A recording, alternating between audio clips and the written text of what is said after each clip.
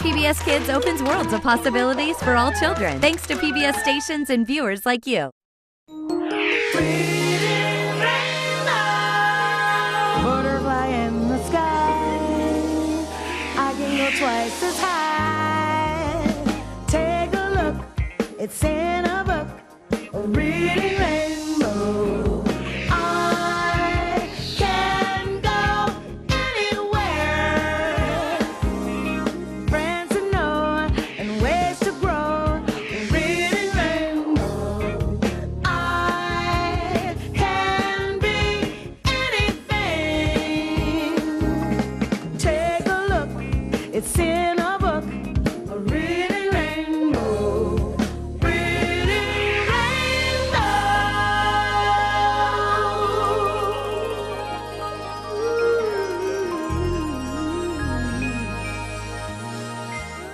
Hi!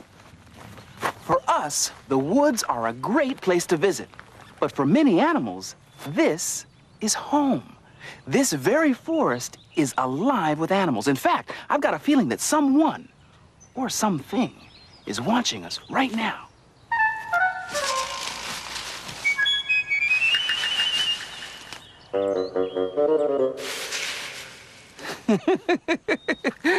We can't see the animals because some hide from people, while others only come out at night. Here's an adventure about some nighttime creatures and what they did while no one was looking. It's called Raccoons and Ripe Corn.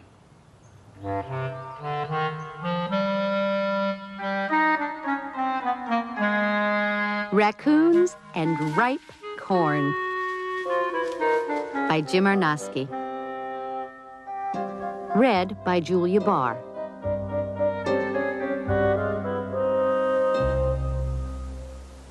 It is autumn.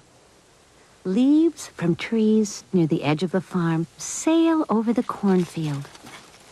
The silk at the top of the ears of corn is turning brown. The corn is plump and ripe.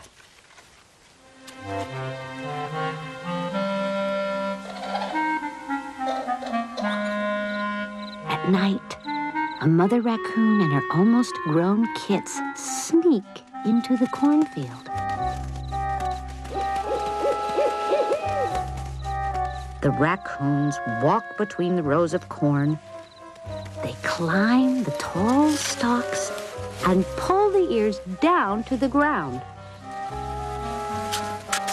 They peel away the green husks that cover the yellow kernels. All night long, the raccoons feast on corn.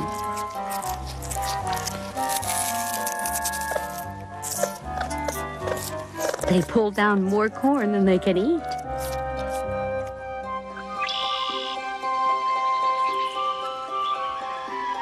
At sunrise, the raccoons hurry back into the woods.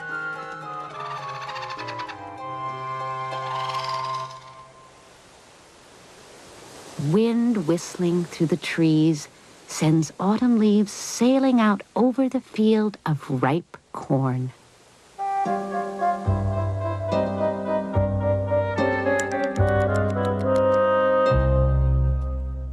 Raccoons and Ripe Corn is a true story. But Jim Arnosky, the man who wrote it, never saw a single raccoon in that cornfield. He only saw clues from the night before. Animal tracks, fallen corn stalks, and teeth marks on the ears of corn. Jim studied the evidence and turned it into a story. Well, today, we're going to spend the day with Jim. He'll show us how to become wildlife detectives by looking for clues to nature's secrets. Welcome to Ramtails. Jim and his family live on this Vermont farm. Chances are you'll find Jim outside, mending a fence or fishing or gardening. But whatever else he's doing, he's also observing. Jim is a naturalist, a scientist who studies nature. His laboratory is the woods, ponds, and streams around his home. He looks at things closely, and the closer he looks, the more he finds. As he hikes in the woods, Jim looks like any other scientist. But Jim is also a writer and artist. And when he looks at the hidden world around his farm, he finds stories to sketch and share with others. When Jim returns home, he turns his notes into books for children. But he doesn't stay inside very long, for outdoors, there are many more stories waiting to be discovered. Okay.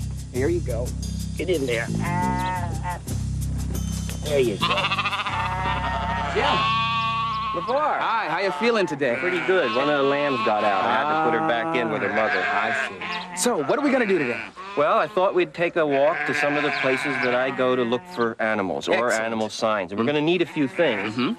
Here's a pair of binoculars for you, Alrighty. in case we see something from the distance, and a pair for me. Alrighty. And since we're going to be near water, and we may want to walk in it, I brought a pair of waders for you. Waiter. Ooh, yay. All right. Okay? Don't put them on, because it's hot, and we just save them till get to the water. Okay. And a pair of waders for me. All right? Throw them over our shoulders, Just like that, right. Okay. That's it, huh? And that's it. Are you ready? You bet. Okay. I'll follow you. Let's go.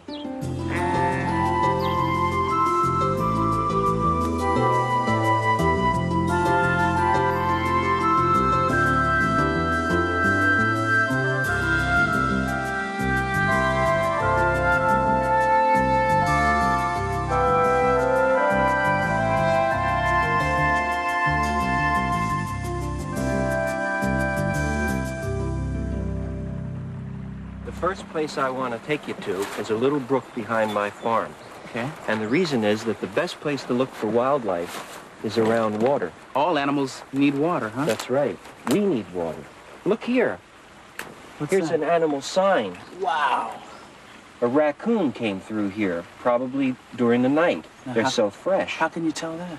Well, you could see these are raccoon prints because I can identify the front foot print here.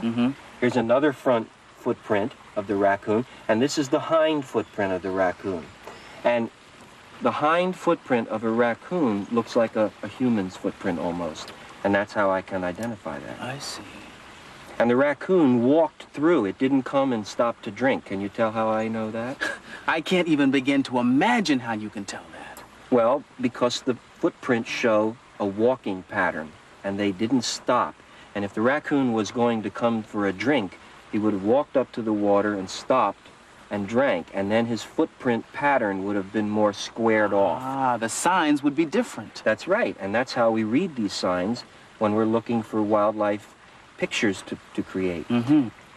Now, when I'm at a place like this, besides animal signs, I like to look for little details that I might be able to add in my drawings. Like what? Here's a perfect example. See this colorful leaf? Now that leaf is bright yellow Right. against this dark mud. Right. And if you look at this leaf, it has very fine green veining. Right. Oh, and there's also some orange in there. some That's right. dark It has an orange stem. Right. I didn't notice that. Well, that would be something I would definitely add in a picture if I was drawing this leaf on this part of the bank of the brook. And there are all kinds of animals that actually live near the water. You mean there could be animals right around here that we don't see? There's one right there, Where? right below us under this moist piece of bark. Wow, there is. What is this? This is an eft, a red eft. It's one of my favorite animals because it's so colorful and so cute. Look here. He looks like a salamander. It is a salamander. It is a salamander. It's a very dry salamander because it lives only in moist areas. It doesn't live right in water or in very wet areas. And if this was a moist-skinned salamander, we would have wanted to wet our hands in the water before we handled him. Just so we don't take any of the slime off of its body. When this eft gets to be a certain age, it'll migrate to a deep water pond, and it'll swim in the water, and it'll actually change into an entirely different animal. Really? It'll be a swimming newt. It'll turn green. It'll have a flatter tail for swimming. It'll have little red spots. Look at that. Maybe we should let him go. Yeah. We'll put him back. Jim, do any animals ever come down here while you're watching? Well, actually, they do. Once I was at a brook very much like this, and 3 deer came down to drink right while I was there. And I was very excited. And I kept extremely quiet so I wouldn't scare them off. And I went home with that experience, and it was the basis and the inspiration for the words and pictures of a book I wrote called Deer at the Brook.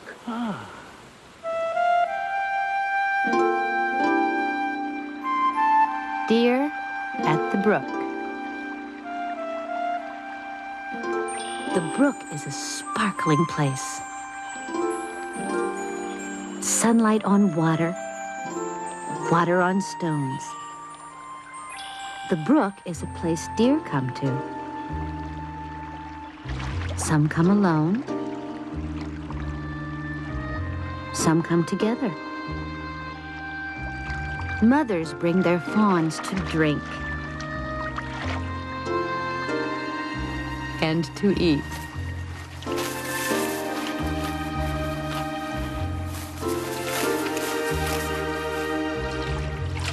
They walk in the water.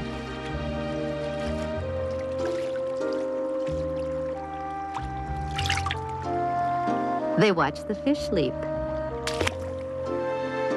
They play on the sandy bank and nap in the sun.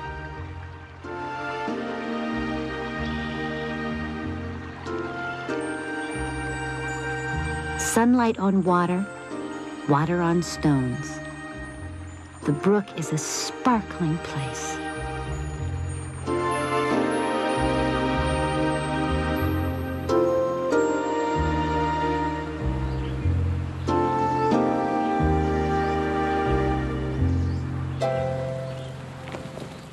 LeVar, we're coming up to a beaver pond. And the beavers may be out, so we have to sneak, okay? And maybe we'll get a chance to see them. Right. Now, when you sneak up on wild animals, you have to get real low, pretend like you're a tree stump. Okay. But you're moving slowly along. Okay. Now, the wind is in our favor, so they won't be able to smell us. We're downwind of them. That's right. Yeah. Now, you have to look out over onto the dam. That's where they'll be. Nobody's home. No. They're probably in their lodge. Listen, while we're here, though, why don't we just walk down onto the dam and see what it looks like up close? We've got our waders on. We can actually walk right on top of it? Sure, let's go. Okay. Yeah.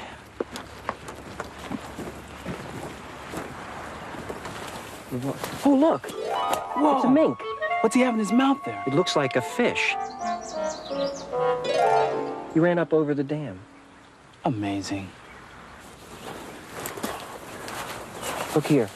This is the beaver's dam in the beginning stages. First, the beaver will start damming a stream by bringing small vegetation that he chews off and pushing it up against the flow of the stream. And then he brings mud up from the bottom of the stream and packs it on. And as they work, the dam gets higher and the water raises, and they start adding bigger clumps. They bring things like this over, huge clumps of vegetation. And they bring it over, put it in their dam, and bring mud up and pack it on. Well, you can see here where the beaver's front paw was packing the mud. That's a beaver print right there. That's right. Here's the toes.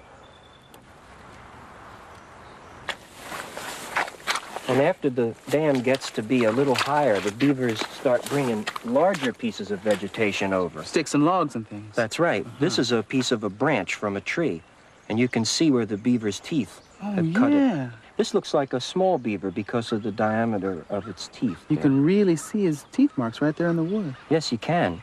And one of the neat things about beavers is that while they're working, they're eating. Really? That's right, because they like to eat the bark of wood. And so before it brings it to the dam, it chews the bark off.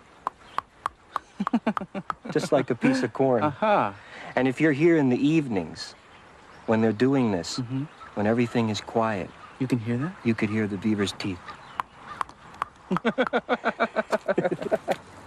Now here's a big piece the beavers put in. Oh, look at this, yeah. This is a heavy piece. You can really see the teeth marks here. Yeah, and this is quite heavy, Yeah. this piece, so we won't pick that up. Okay. You can see the size of some of the sticks in this dam, Absolutely. They brought all of these sticks here? piece by piece. That's amazing. It is. But you know, they didn't carry them. Well, how did they get here? They floated them. Down the stream. That's right. Well, that That's makes why sense. beavers make a pond. Because they're much more comfortable in the water swimming than they are on the land. Now, this dam is not complete yet. They'll keep building it, and the water will keep rising and rising. So the dam's never finished? Not really. And as long as the beavers maintain this dam that we're standing on, there'll be a pond here. Wow. There's a beaver out there right now. Maybe he'll swim over. Do you think he'll still come if we're standing here? He may. I don't know if it's a he or a she, but it's a big one. Beavers aren't the only animals that'll live here. What other sorts of animals will live out here? Oh, there'll be ducks. Oh, yeah, of course. Okay. And then there'll be fish-eating birds like herons and bitterns. Uh-huh. And, of course, there'll be muskrats, which are the little cousin to the beaver. Ah. Now, there's a muskrat house out there. You can see it with your binoculars if you look. Now, when I discovered muskrats were living in here besides beavers, I came down and I waited and I watched all the things they did, and the things I saw them do, I put in a book which I ended up calling Come Out Muskrats.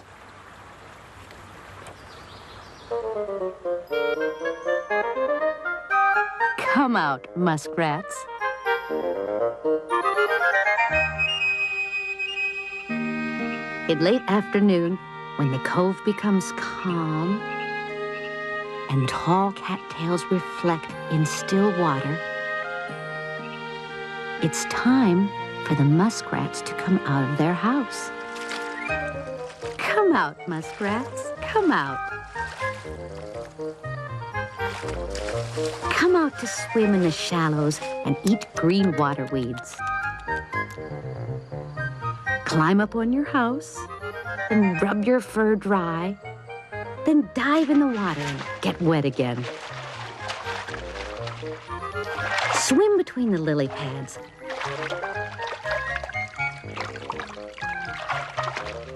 Race around the cattails. Go this way and that way. Through the setting sun.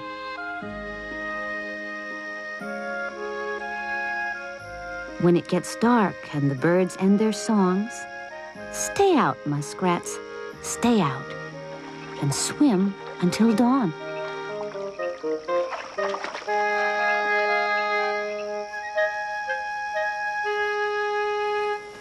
You know, LeVar, the trail we're following now wasn't made by people. Really? No, this trail was made by porcupines, walking over and over the same ground day after day. When I come outdoors to look for things to sketch, I like to follow trails like this because they often lead to animal signs that give me ideas for pictures. Look here, there's a... What do you see here? Well, this tree, this is an aspen tree, and you can see where porcupines have actually climbed up this tree to eat the aspen leaves. So these are scars from porcupine's claws. That's right. They have great, long, sharp claws. And these, the darker scars are from years past, and that's where the tree is healed, finally. And then you can look close here, and you can see lighter lines where fresh climbing marks have been made from the claws of porcupines. Wow. You know, this really suggests a picture to me, so if you don't mind, I'd like to do a drawing while we're here. Absolutely. Okay. You don't mind if I watch, do you? Oh, no, I don't mind. Okay. When I start drawing an animal from an animal sign like this, I like to start with the place that the animal was. And in this case... The tree. That's right. So I'll add a couple branches. Here's a broken branch on this side. You start by outlining the quilled body, and then you imagine the body of the porcupine underneath the quills. Here's the porcupine's tiny little eye. Before I go any further, I better hold the porcupine on the tree. With those claws. That's right. And they could weigh up to 30 pounds, so you have to have good, strong claws to hold that porcupine on the tree. There's a tail. Now I'm going to separate the porcupine from the tree visually by adding some dark shading just very lightly first. Maybe we put some of those marks from porcupines in the past climbing the tree. Some of those scars, huh? That's right. Now I'm getting to the part where I should make the quills. The quills all look like this. Each one is long and comes to a point like that. Starting to look kind of real. It looks just like a porcupine. Mm-hmm. It's the one that's inside my brain, and I dug it out for you and put it on paper. You know, through words and pictures, a wildlife writer takes you on an adventure with them. When you read books about animals in nature, it's almost as if you're hiding behind a tree, seeing them with your very own eyes. While Jim finishes his sketch, here are some other outdoor adventures that you can track down, but you don't have to take my word for it. Hello, everybody. I'm Diana Fleischer, and I want to introduce you to a book that takes a look at the lives of many different animals. It's called Tree Trunk Traffic. This book is about a 70-year-old maple tree and all the animals that live in the tree or just come by to visit. A brother and sister squirrel live in a hole in the trunk. Their mom lives there too. They take naps piled on top of each other. Aren't they cute? There are some strange-looking insects that live in that tree too. One cicada crawled out of its skin and left it behind. The pictures are pretty photographs. I used to look at a tree as just a tree, but after reading Tree Trunk Traffic, I look at it as a home for lots of little animals. Why don't you add this book to your collection? Hi, I'm Gregory. Sometimes you might think nature is far away from you, but it doesn't have to be. In my first nature book, you can learn about plants and animals in your own home. This book works like a magnifying glass. It helps you to discover things in nature up close. There are lots of great experiments to try. I like the one where we make the worm farm. You know, a farm for worms. All you need are some dead leaves, dirt, a jar, and of course, the most important ingredient, some worms. I like learning about nature. If you like learning about nature too, you must read my first nature book. Did you know there's lots of different kinds of birds in your neighborhood? I just read a book of poems about birds. It's called Birdwatch. There are all kinds of poems in this book. Some are funny, like the one about the turkey. He ends up on a plate for Thanksgiving. And some of the poems are just beautiful and sweet. Like this one, Songbirds. Along the wires, like scattered notes, on lines of music, sit a row of birds. There are also poems about swans, robins, and woodpeckers. The birds on every page are beautiful paintings with lots of emotion and color. I'm Lisa Lee, and now that I read this book, I think I'm going bird watching. How about you? There. I've added the last quill to my porcupine. That's it? That's it. And I'd like to sign this picture and give it to you as a memento of your visit. Jim, thank you. This is beautiful. I will treasure this. Well, I hope so. I'll treasure today.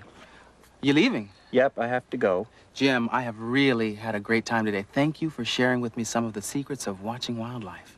Well, thank you for coming. All righty.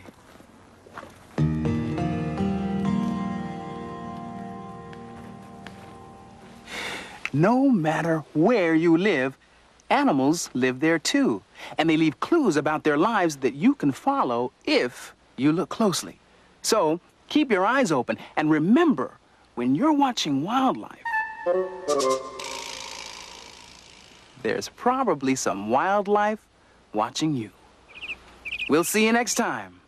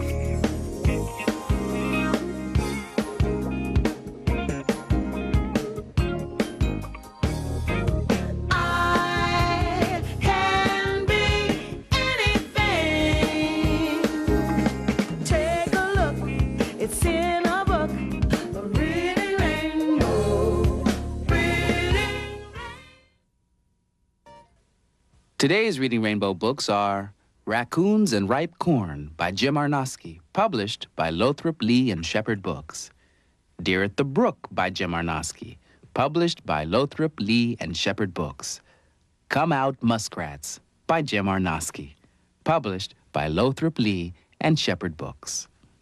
Tree Trunk Traffic, text and photographs by Bianca Lavies, published by Dutton Children's Books, a division of Penguin Books USA, Incorporated. My First Nature Book by Angela Wilkes, published by Alfred A. Knopf. Birdwatch by Jane Yolen, illustrated by Ted Lewin, published by Philomel Books.